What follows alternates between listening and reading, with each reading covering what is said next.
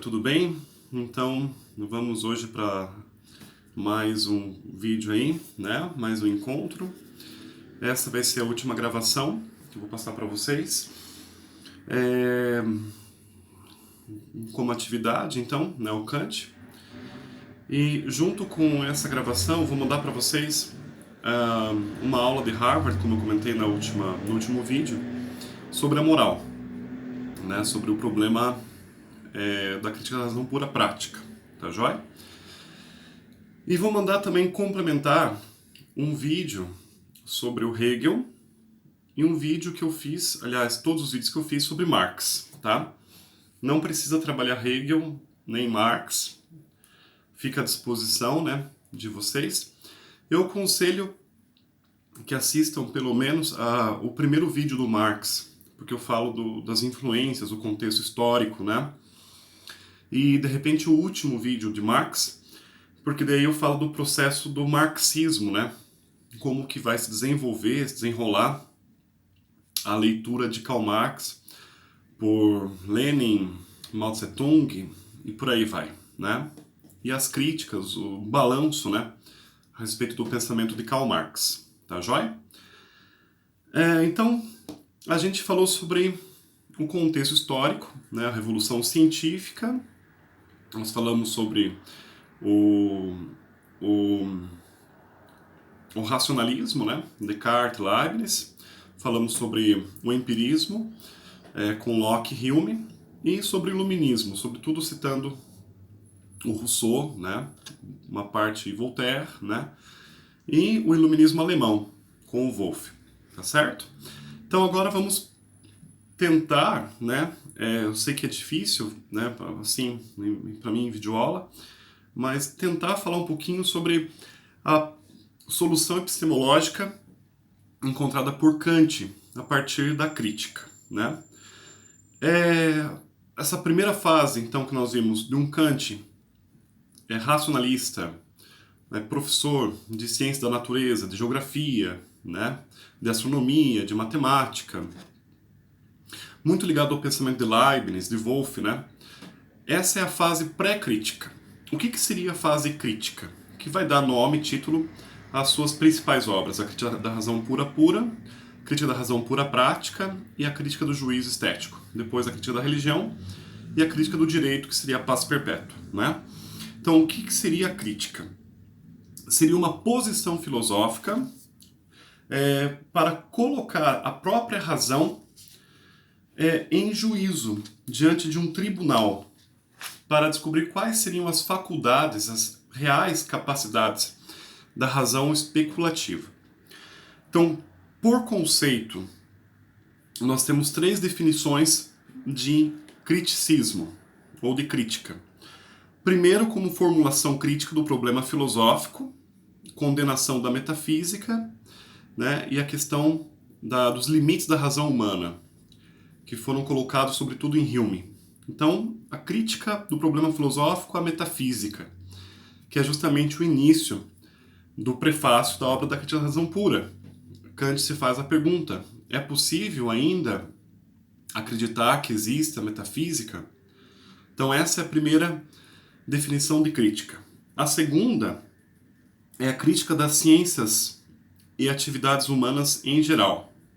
Qual seria a validade da ciência? Existiria uma validade somente para as ciências da natureza? Ou seria possível também validar as ciências humanas? Sendo que o ponto de partida é o próprio sujeito cognoscente, né? O sujeito que usa a razão. Então, é uma crítica a toda a ciência. O que seria possível determinar como ciência? E a terceira definição seria relativo ao domínio da psicologia, o domínio da lógica, é o próprio conceito de sujeito transcendental, que vai aparecer como um dos capítulos, né? A teoria transcendental na obra do Kant. A gente, falando de racionalismo, sobretudo ali em Spinoza e em Leibniz, nós vemos uma imanência muito grande, né? Então, o ser que está nas coisas, no monismo spinoziano ou na mônada de Leibniz. Então, o ser está presente nas coisas, no mundo, né? Na forma de mônada. E nós temos, por outro lado, o ceticismo do empirismo, com Hobbes, com Locke e com Hume, que desmontam essa psique, esse espírito humano. Então, por isso que o Kant ele usa o termo sujeito transcendental. E a gente vai ver daqui a pouquinho no que ele é transcendental. Ele não é imanente, não é um ascendente, mas um transcendental na sua relação com o objeto. Então, o sujeito, no pensamento kantiano, ele se desloca. Não é mais aquele sujeito do racionalismo que era o centro, né, o sujeito do Renascimento, o antropocêntrico, né, o homem no centro das coisas. A revolução copernicana, a que Kant chama, a que ele realiza, é de colocar o objeto no centro e fazer com que o sujeito, então, ele dê a sua volta, né, ele seja capaz de orbitar e se adaptar ao objeto. Então pense, no centro do conhecimento, para Kant, está o objeto. Isso ele aprende com os empiristas, com Hume. Mas ele dá a autoridade ao sujeito, que passa ao redor do objeto, e é ele que vai orbitar ao redor do objeto e vai se adaptar numa relação transcendental entre sujeito e objeto. Tá certo? Então seria isso, a transcendência. Não seria uma transcendência no sentido teológica, mas uma transcendência de comunicação entre o objeto e o sujeito. Então, não é como apenas o Locke, o Hume falavam, né, o Hobbes, que o objeto transfere as impressões. Tudo depende do objeto. Não. Há uma relação comunicante entre sujeito e objeto, sendo que o objeto está, assim, no centro do problema epistemológico, tá? Eu recomendo que vocês procurem na internet um livro que o Kant lançou logo depois que ele escreveu a Crítica da Razão Pura Pura. O nome desse livro é Prolegômenos a toda a metafísica futura. A história desse livro é a seguinte: quando ele escreveu Crítica da Razão Pura Pura, né, ele levou lá para Königsberg, para os colegas professores, e eles disseram para o Kant, não tem como entender esse livro, né? Esse livro é muito difícil, esse livro ele precisa ser reescrito, explicado de uma forma mais, como posso dizer, mais simples. Então, de um livro de 300 páginas, que era a Crítica da Razão Pura Pura, ele escreve 100 páginas, que é esse Prolegômenos a toda a metafísica futura, tá? Então, aconselho, se você quiser ler a Crítica da Razão Pura Pura, muito bem, parabéns, né? Estamos aqui para motivá-lo, né? Mas a leitura do Prolegômenos a toda a metafísica futura vai ser mais bacana, vai ser mais interessante, né? Inclusive, tem alunos aí que estão trabalhando Kant, né? Eu sempre aconselho a ler o Prolegômenos primeiro, porque no Prolegômenos ele cita os parágrafos, a paginação da Crítica da Razão Pura Pura, de um modo mais simplificado. Então, como introdução, né, como esse achegamento aí à filosofia kantiana, vale a pena pegar o Prolegômenos, tá joia? Kant, então, ele tem dois problemas. De um lado, né, o racionalismo fala do dogmatismo. O dogmatismo, aliás, não fala de dogmatismo, né? Mas Kant interpreta no racionalismo um dogmatismo, que seria essa questão do inatismo, né, das ideias, a questão das mônadas. Então, para ele, seria um procedimento da razão pura, sem uma crítica precedente da sua própria capacidade. É praticamente uma crítica em relação à fé, né? Então, é preciso acreditar nas ideias inatas para poder ser cartesiano, né? É preciso acreditar nas mônadas, ainda que não haja provas né, científicas para ser leibniziano. Então, seria um procedimento dogmático para Kant. E ele questiona isso. Por outro lado, né, negar essa questão do dogmatismo racionalista, das ideias inatas, do monismo, Deus, etc., as mônadas, não seria como negar a própria metafísica?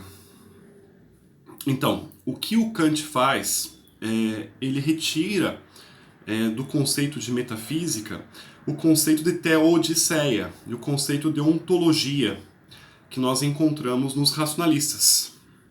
Kant não vai se preocupar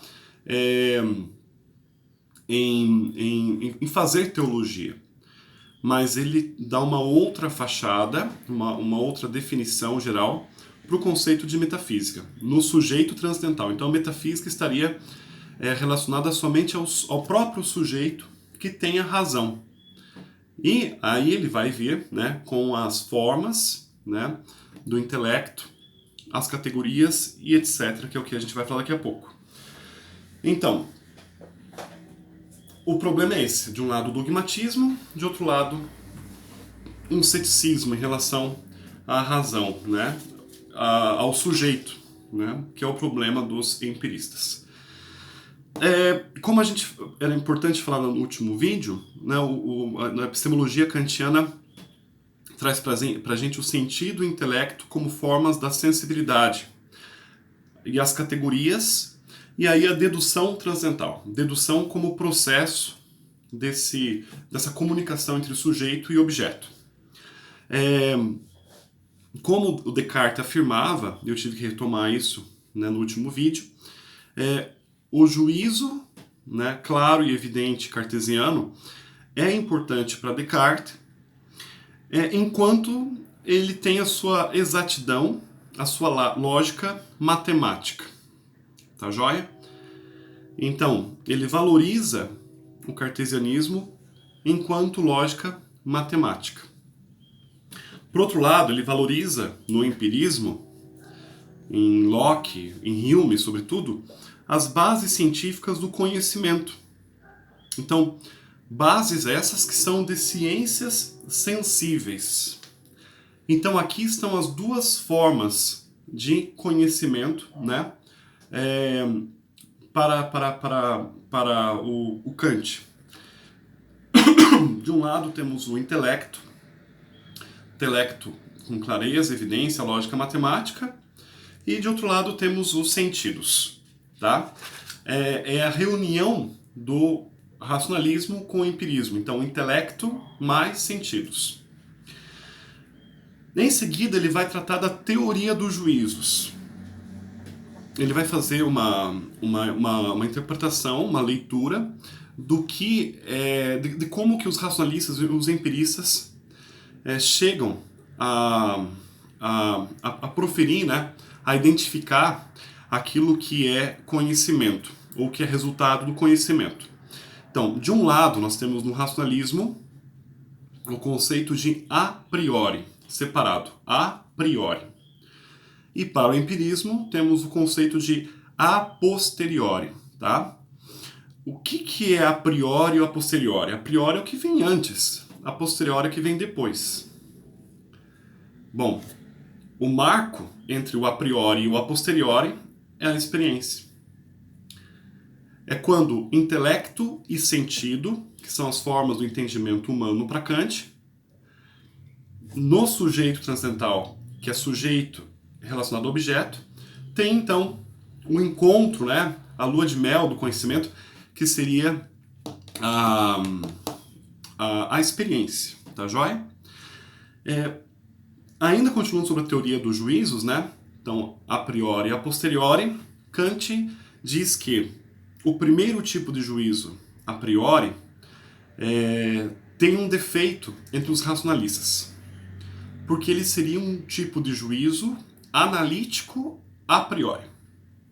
Então, segundo Kant, esse tipo de juízo analítico não traz por si nenhuma novidade, não traz nenhuma explicação, não acrescenta em nada a experiência. O juízo analítico a priori seria como, por exemplo, mostrar para você um triângulo e dizer que um triângulo tem 3 lados.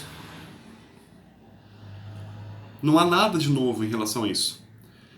Ou afirmar ainda, né, como um predicado analítico, um dado que está inerente ao conceito do triângulo, que todo triângulo tem seus ângulos internos a soma de 180 graus. Então isso seria um juízo analítico a priori.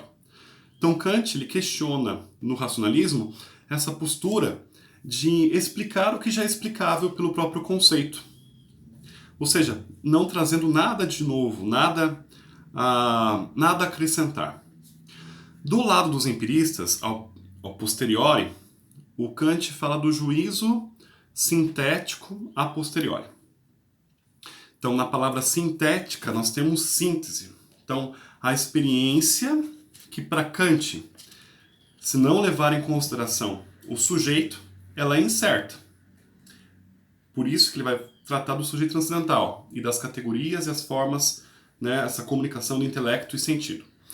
Porque o aporte da experiência no juízo sintético a posteriori seria apenas o acúmulo, né, de um conjunto de experiências que não trazem por si explicações da natureza do conhecimento.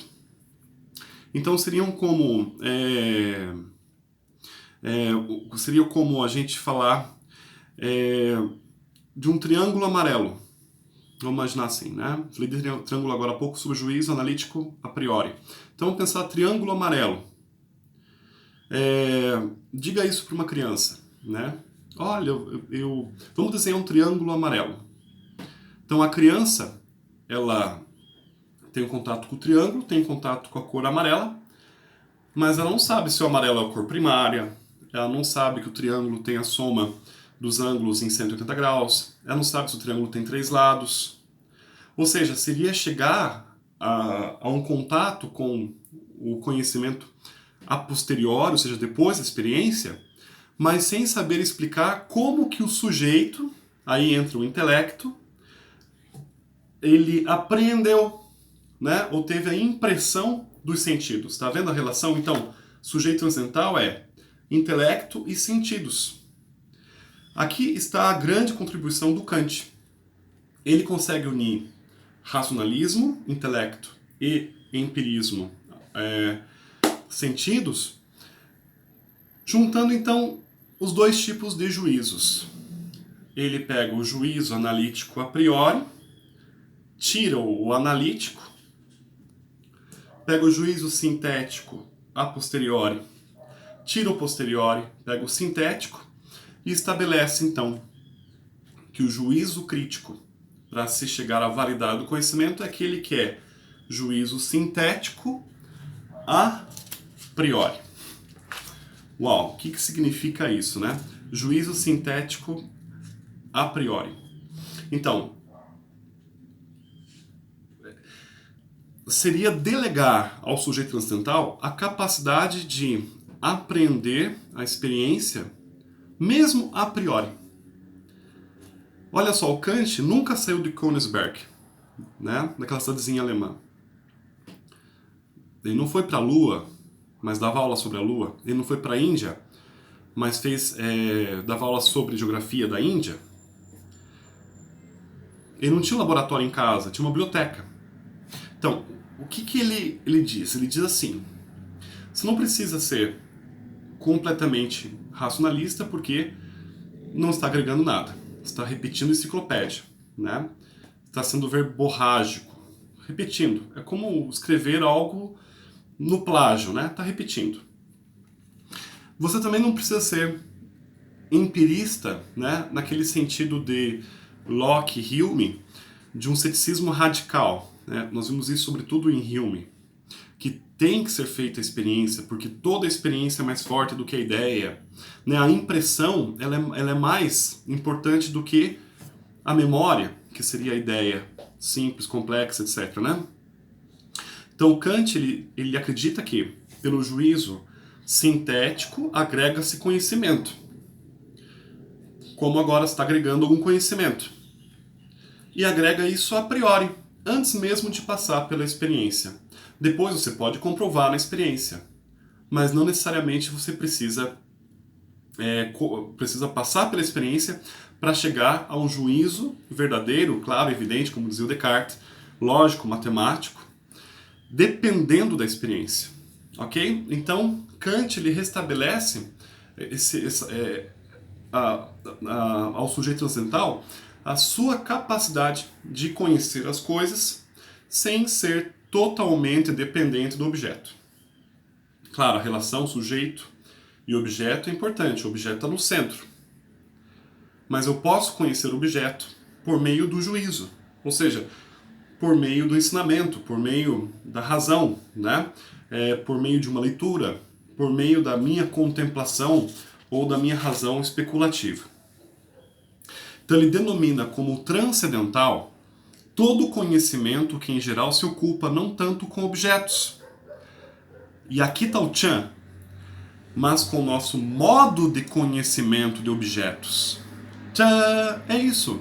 Então, não se preocupar como os empiristas com objeto, sensibilidade, né? Razão, sensibilidade, a razão abaixo da experiência. Não. Não se preocupar tanto com razão, né? No sentido de quase transformar isso num dogma, né? Num ato de fé. Mas o importante é compreender o modo de conhecimento, né? Que é o tratado de epistemologia do Kant na razão pura. E aí ele vai ter que falar como que se dá essa relação do sujeito transcendental, sujeito-objeto, em sentidos intelecto, nas formas da sensibilidade. Primeiramente ele fala do espaço e tempo. Né? Como a gente já falava há uns dias atrás aí, sobre espaço e tempo em Locke, né, e Hume, então, para falar de espaço e tempo, a gente fala primeiramente de intuição. Então, o que é intuição? Né? A intuição é a capacidade de ter uma clareza de algo verdadeiro no juízo a priori, né? Antes de passar pela experiência. A intuição do conhecimento, né, para Kant, é a intuição de que nós temos, aí seria um inatismo, não como ideia já formada, mas formas de se relacionar com o mundo, que ele chama de formas da sensibilidade. E as duas mais importantes são o espaço e o tempo. Então o espaço é uma intuição, não é uma coisa. O tempo também é uma intuição, não é uma coisa. O tempo não é um conceito empírico, né? E o espaço não é res extensa a ser medido, mas é uma intuição que nos leva a uma forma de se relacionar com o mundo. Então, espaço e tempo seriam como representações a priori, tá vendo? Que possibilitam que, sinteticamente, a gente agregue algo ao nosso juízo. Então, a priori, né, eu tenho essa capacidade, essa faculdade do sujeito transcendental, que é de me relacionar com o mundo, com o objeto, né, pelo espaço e pelo tempo. O tempo seria aquilo que é sucessivo, né? E aí ele é relativo no sentido de segundos, minutos, dias, semanas, meses, anos-luz, sei lá, né? Por quê? Porque a formulação que a gente vai dar, né, vai ser sintética. A priori nós sabemos o que é o tempo. Temos a intuição de que há o tempo. Embora esse tempo não existe. É apenas uma representação. E aí eu posso representar como achar melhor. Que se agregue mais, né, na minha concepção ou representação, para demonstrar sinteticamente o que eu estou conhecendo pelo tempo.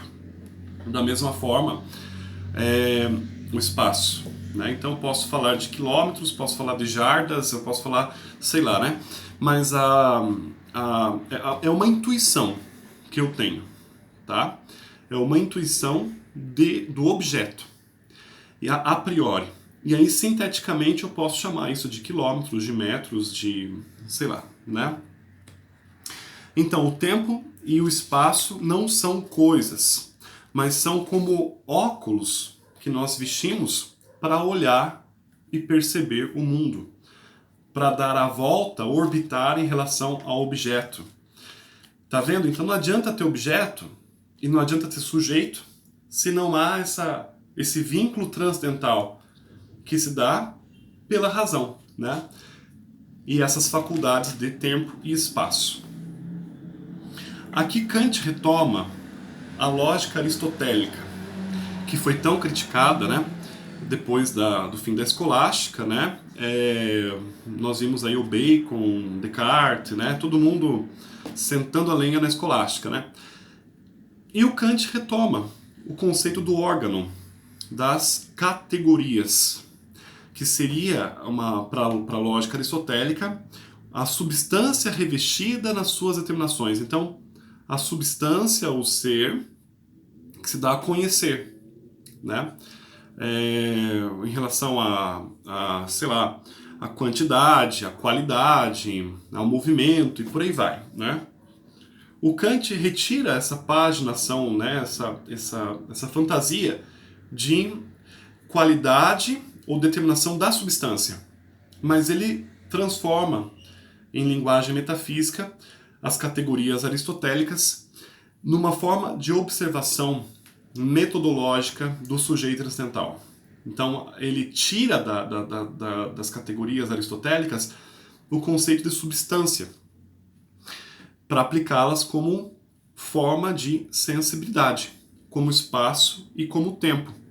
E essas categorias, que eram 10 para Aristóteles, para Kant serão 12 categorias, né? Com algumas tendências de discussão. Então, seria aquilo lá para Aristóteles não somente um valor gramatical, um valor metafísico destituído de coisa, né? Como Kant apresenta, destituído de substância, mas um valor gramatical que é a demanda da ciência. Se não tiver as categorias de qualidade, quantidade, movimento, etc., é impossível estabelecer as bases comuns para todas as ciências. E é isso a filosofia primeira para Kant. Então seria a compreensão das categorias como esse modo de perceber o objeto. Uma outra crítica é a questão intermediária entre metafísica e gramatical, né? Então, aquilo que para Aristóteles, né, as categorias seriam determinações da substância, para Kant seriam talvez determinações do sujeito, não da substância em si, mas da própria faculdade do juízo, da razão. E, por fim, né, a crítica à natureza metafísica. Então, alguns, né, pensadores aí kantianos, etc., né, você pode ler aí, tem o Appelt, Benda, Galef, Trendlenburg, Mota, um monte de gente, né, que diz que o Kant, ele, destituindo, né, das categorias aristotélicas o valor da substância, ou a presença da substância, e jogando isso somente como se fosse óculos, né, ou formas gramaticais de se compreender o mundo, ou logicamente compreender o mundo, ele estaria então terminando com a metafísica. Tá? Então você vai encontrar vários filósofos que vão dizer assim, olha, chegamos a Kant e a metafísica acabou. A metafísica virou linguagem, né? As categorias não pertencem mais à substância, mas pertencem à razão, que não seria ontologia, não seria teodiceia ou teologia, né? Ou psicologia, mas seria uma forma bastante fria e destituída da substância, né? Outros vão afirmar que não, Kant ele salvou a metafísica e tentou aí dar aplicações, né, para a moral e para o juízo estético e para a religião e para o direito. Então ele seria o último dos sistemáticos, né, dos grandes pensadores sistemáticos. Na verdade ele não é o único, né? Vamos ter lado a lado a Kant e o Hegel, alguns anos depois, né, com toda a sua filosofia idealista e transcendental também, né? Com o conceito de ser na história, né, dialética e estética, uma obra formidável, fantástica, né? Mas, por exemplo, em seminários, né? Aqui tem os seminaristas que estão acompanhando. Lá em Israel, por exemplo, na filosofia, eu não fiz lá, fiz em São Paulo, mas lá em Israel tinha o curso de filosofia, né, dos seminaristas franciscanos, e eram 2 anos. 2 anos. A filosofia acabava com Kant. Depois de Kant, os professores, né, ou a ementa lá do curso, né, dos franciscanos, dizia não tem mais interesse. Kant, ele é o último, né, dos grandes filósofos, dos grandes sistemáticos, né, que tentaram oferecer sistemas. Depois de Kant, Hegel transformou Deus num conceito, né, ideal. Marx arrancou esse Deus, né, completamente, né, tornou o hegelianismo em materialismo histórico. E aí nós tivemos freelancers, assim que eles vão chamar, né, esses franciscanos falavam assim, que seriam pensadores livres, no sentido de olha, o Nietzsche vai falar sobre um tema, o Sartre vai falar sobre outro tema. Então, não são mais pensadores apegados às bases epistemológicas, né, e a sistemas completos, gerais, como a gente vê aqui com Kant. Bom, vocês fiquem à vontade para depois procurar, né, ler alguma coisa sobre isso, né? Como é que seria, então, essa recepção, né, da teoria da razão pura. Então você vai encontrar gente que vai falar que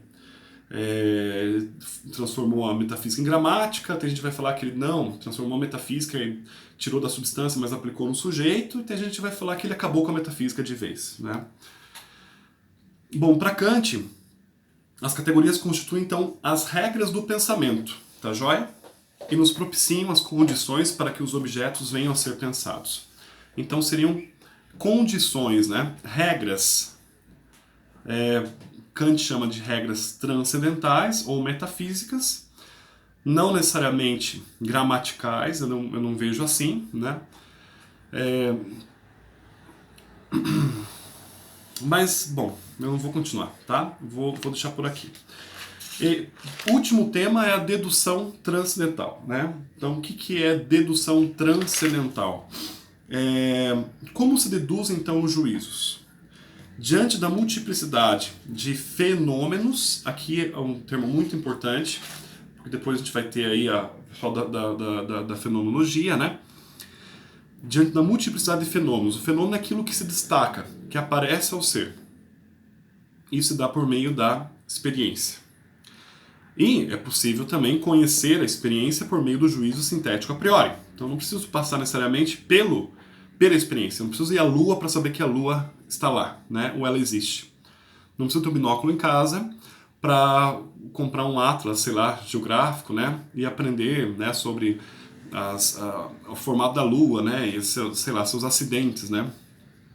O seu terreno, o seu plano, sei lá, né? Eu posso aprender isso pelo juízo sintético a priori também, né? Agora, existe uma coisa que está escondida, que não é o fenômeno em si, que é o número. E o Kant afirma que o número é impossível dentro das formas de entendimento, né, de intelecto e categorias que nós temos. Então, olha que interessante, o Kant, então, ele não apaga com a metafísica no sentido ontológico, ele apenas coloca no seu devido lugar. Eu vou colocar para vocês um vídeo que eu fiz em 2014, eu não, meus alunos fizeram, foi em 2015, lá no Colégio Sagrado Coração de Jesus, de ensino religioso, né? E eu dava uns textos para eles e pedia para eles fazerem vídeos. Então, aí no meu YouTube tem alguns vídeos deles sobre Freud, sabe? Algumas coisas bacaninhas até, né? Bem feitas. E tem um vídeo que eu gostei muito, que eles falam sobre o Kant. Quem é Deus para Kant? Essa era a minha pergunta, era a pergunta de trabalho. E eles colocaram Dragon Ball, vocês vão ver aí o vídeo bem bacana, muito legal, bem divertido, e colocaram os textos, né, da crítica da religião, quando Kant vai afirmar que Deus, ele é pensado e necessário no pensamento, mas não é provado. Por que não é provado? Porque ele é númeno. Né? Então, o meu espaço-tempo e as minhas 12 categorias não são capazes de se aproximar a ele. Mas eu apenas me aproximo do fenômeno. Tá? O fenômeno que é o que se revela, o que se destaca por meio da experiência. Então, a dedução transcendental é essa união de sensibilidade, intelecto, espaço-tempo, categorias e sujeito em relação ao objeto, e aí eu tenho dedução. Não é o sentido da indução, mas no sentido propriamente dos racionalistas. Né? Quando Descartes falava que eu penso, logo existo, então o sujeito transcendental é aquele que pensa, não é o objeto que pensa por ele, que é o que às vezes dá a entender lá em Hume. É o objeto que provoca impressão, sentidos e forma ideias. Não, quem pensa, quem deduz de modo transcendental, sujeito-objeto, nessa comunicação, é a razão. Então, pensar, para Kant, nessa teoria de autoconsciência, é uma expressão de dedução do sujeito transcendental. Então eu não preciso passar tudo pela indução, que eu falava agora há pouco, né? O que o Bacon falava, o Locke, o Hobbes e tal. Eu posso deduzir, eu posso aprender. Então eu vou na escola, né, assisto um vídeo, leio um livro e não tenho necessariamente que fazer a experiência, ter o contato com o objeto. Por quê? As formas do intelecto, as categorias, elas dão condições, né, nas suas regras, né, na sua lógica própria, né, transcendental, dão condições para que eu possa conhecer o mundo, compreender o mundo. Ok? Então eu vou parar aqui, agradeço. Eu queria ter feito melhor, perdi o ritmo nas últimas 2 semanas, né? Acho que vocês também se cansaram bastante. Mas foi uma experiência muito boa no sentido de aprendizagem, de sentir saudades e valorizar a presença em sala de aula, né? É difícil fazer um curso de filosofia assim, né? Autodidata e lendo e pesquisando e limitado com internet e tudo mais, né? Mas isso demonstra pra gente o valor da sala de aula, né? Do ensino-aprendizagem. Enquanto eu aprendo com vocês, eu não gosto de ficar falando assim, né? As aulas que eu tinha, sobretudo na Hebraica, lá em Jerusalém, eram aulas como vocês vão ver lá em Harvard. Então, assista esse vídeo, o próximo vídeo, né? De Harvard, né? E assim, a gente lia, chegava na escola e discutia, fazia seminários, né? Falava, e vinham muitos assuntos aleatórios, né? Agora ficar assim, transmitindo dessa forma, né? 40 minutos, 50 minutos, 1 hora de vídeo, né? Realmente é cansativo, né? E estafante. Mas vocês estão de parabéns, chegaram até o fim desse semestre. Deus quiser, a gente em agosto aí, final de julho, vai recomeçar e vai recomeçar presencialmente. Então um beijo para vocês. Muito obrigado, né, por assistir os vídeos e acompanharem. Então, repito, trabalhem o Kant, né, o primeiro vídeo, esse vídeo e a questão da moral. O Hegel e o Marx, eu vou mandar tudo para vocês. Podem assistir, mas não é obrigatório fazer a atividade. Tá joia? É isso aí, fique com Deus. Até mais.